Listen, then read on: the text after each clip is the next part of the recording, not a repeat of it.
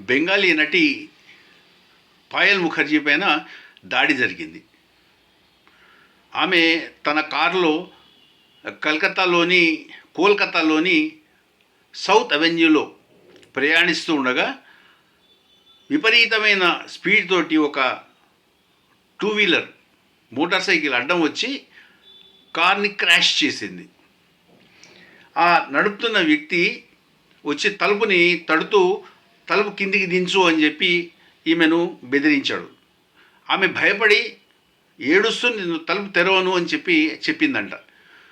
వెంటనే అతను చేతికి ఒక రుమాలు చుట్టుకొని దాంతో బలంగా గ్లాసెస్ని గుద్దాడు.